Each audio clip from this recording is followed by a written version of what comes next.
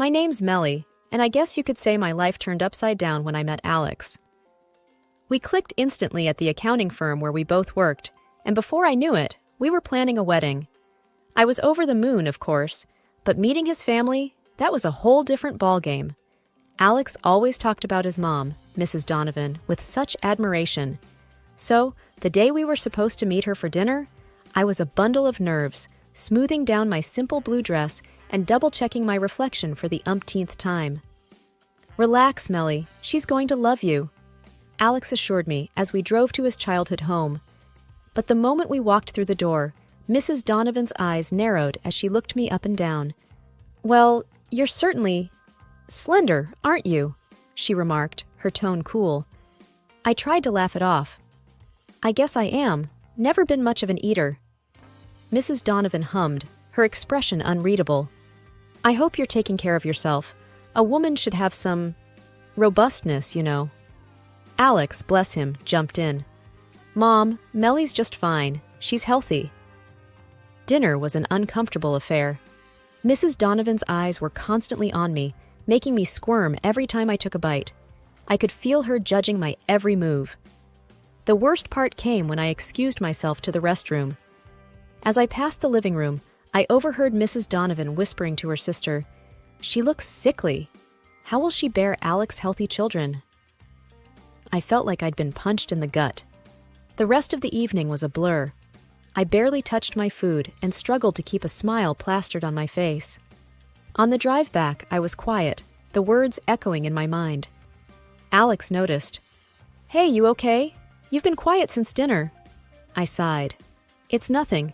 Just tired, I guess." But inside, I was reeling. Mrs. Donovan's words had cut deeper than I wanted to admit. I wondered if this was just the beginning of a long road of judgment and disapproval. Little did I know, it was only the tip of the iceberg. As the days turned into weeks, the dinners at Mrs. Donovan's became a regular ordeal. Each invitation felt like a summons, each meal a trial. Alex, ever the optimist, kept reassuring me that things would get better, but they only seemed to worsen. One particular evening stands out in my memory. We arrived at Mrs. Donovan's to find an even more extravagant spread than usual. The dining table was overflowing with dishes, rich gravies, fatty roasts, and sides heavy with butter and cream. As soon as we sat down, Mrs. Donovan was on the offensive. "Melly, you look even thinner than last time. You really should eat more," she said, piling my plate high with food. I tried to protest. "Oh, Mrs. Donovan, this is too much. I really can't." "Nonsense," she cut me off. "You need to build some strength, dear. Especially if you and Alex are planning a family." I forced a smile and took a bite. Mrs. Donovan's eyes flickered with something like triumph. I glanced at Alex, hoping for some support, but he just shrugged apologetically. I felt my stomach knot up, not just from the rich food, but from the undercurrent of criticism in her words. Dinner progressed with painful slowness. Mrs. Donovan kept pushing more food my way, commenting on every bite I took, or didn't take. "You know, Melly, a good wife should know how to cook hearty meals. It's important for a family." I felt a sting at her words. "I do cook, Mrs. Donovan, but I prefer healthier options." She scoffed. "Healthy is fine, but this," she gestured at my barely touched plate, "is just pickiness. You're setting a bad example." By the end of the meal, I was both nauseous and seething with anger. The drive home was tense. I couldn't hold back anymore. "Alex, your mom's comments are really hurtful. It's like she's constantly judging me." Alex was silent for a moment before responding. "I know, Melly. I'll talk to her, okay? I'm sure she doesn't mean it the way it sounds." But a part of me doubted that anything would change. Mrs. Donovan had made her feelings clear, and no amount of talking seemed to soften her stance. Each subsequent dinner only reinforced my feelings of inadequacy. Mrs. Donovan's remarks became more pointed, her scrutiny more intense. "Melly, are you avoiding my food deliberately? You barely eat anything I make." I tried to explain. "It's not that, Mrs. Donovan. Your food is very rich, and it doesn't always agree with me." She tutted disapprovingly. "A little discomfort is nothing. You need to eat more, put on some weight. It's not healthy to be so thin." Her words echoed in my head long after each dinner, amplifying my insecurities and doubts. The thought of facing another meal at her house filled me with dread. My relationship with Alex was strong, but the shadow of his mother's disapproval loomed over us, a constant, unsettling presence. As I lay awake many nights, I wondered how long I could endure this. The discomfort in my stomach after each meal was a stark reminder of the growing discomfort in my heart. I felt like an outsider, unwelcome and misunderstood, and I couldn't help but worry about the future of our relationship under the weight of his mother's judgment. As the days rolled into weeks, my unease around Mrs. Donovan turned into outright dread. The constant scrutiny, the endless comments about my weight and eating habits, it was all becoming too much. So I made a decision, one that I knew wouldn't sit well with her. I started avoiding meals at her house. The next time Alex mentioned going over for dinner, I hesitated before speaking up. "Alex, I don't think I can go tonight." He looked surprised. "Why not? Mom's making that roast you liked." I took a deep breath. "It's not about the food. It's... Your mom makes me uncomfortable. I can't keep pretending it's okay." Alex's face fell. "Melly, she's just trying to be caring in her own way. She doesn't mean to upset you." I shook my head, frustration building up. "It's not caring, Alex. It feels like she's attacking me, always commenting on how I look, what I eat. I can't deal with it anymore." We left it at that, but I could tell Alex was torn.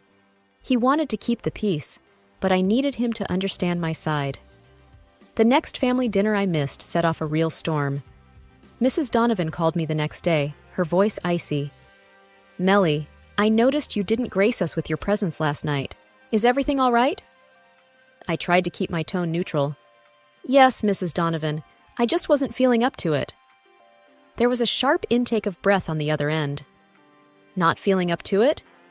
You do realize it's rude to decline family dinners without a good reason. You're part of this family now, or so I thought." Her words stung, and I felt my patience snap. "With all due respect, Mrs. Donovan, being part of this family shouldn't mean I have to endure being criticized all the time." There was a moment of stunned silence before she retorted, "Criticism? I'm merely concerned about your health, Melly. A wife should be strong, healthy. I'm worried you're not suitable for Alex." That hit a nerve.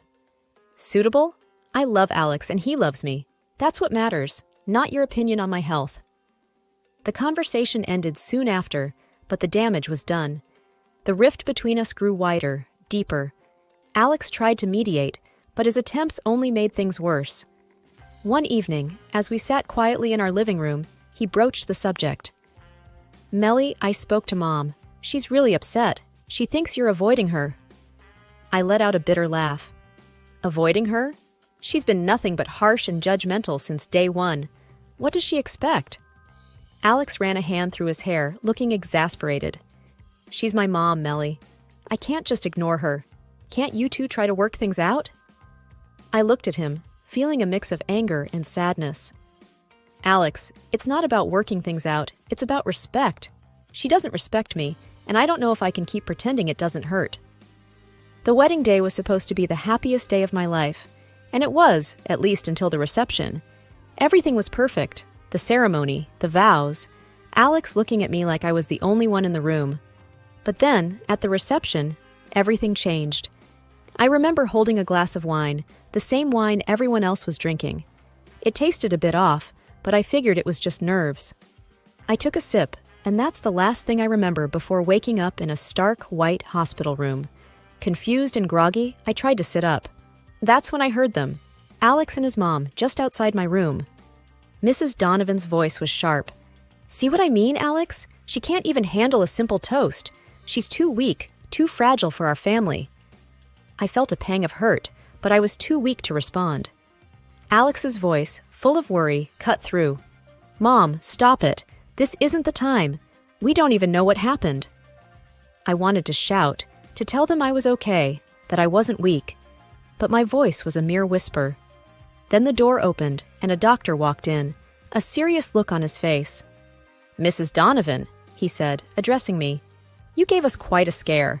We found traces of a sedative in your system. Did you take anything before the ceremony?" I shook my head weakly. "No, nothing. Just the wine. The doctor frowned. The wine? But no one else had this reaction. It's very unusual. Alex stepped in, his face etched with concern. Doctor, are you saying someone might have tampered with her drink? The doctor hesitated. It's a possibility we can't ignore. We'll need to run some more tests. I lay there, stunned. Someone had drugged me? On my wedding day? But who? And why? As the doctor left to arrange the tests, Alex came to my side, taking my hand. Melly, I'm so sorry. I can't believe this is happening. I tried to smile, to reassure him, but my mind was racing. The only thing I could taste was the bitterness of the wine and Mrs. Donovan's harsh words echoing in my head. That night in the hospital, I couldn't sleep.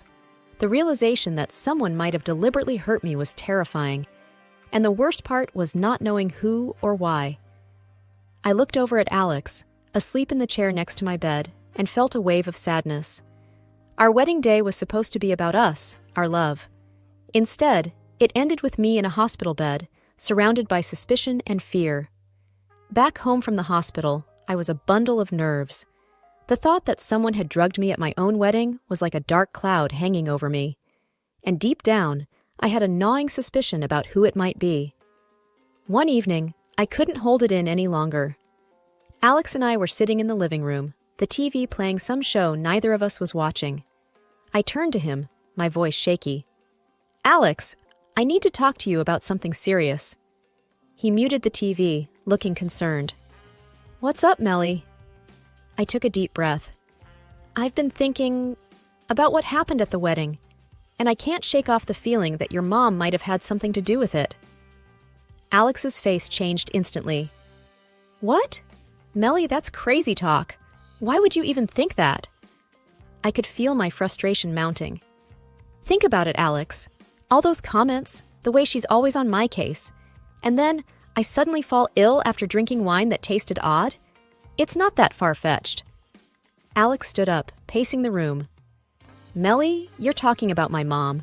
She can be tough, sure, but she wouldn't do something like that. You're letting your imagination run wild. I stood up too, my voice rising. Am I, Alex? Or have you just been turning a blind eye to all the things she's said and done? Can't you see she doesn't like me? He stopped pacing, looking pained. Melly, this is serious. Accusing someone of drugging you, that's a big deal.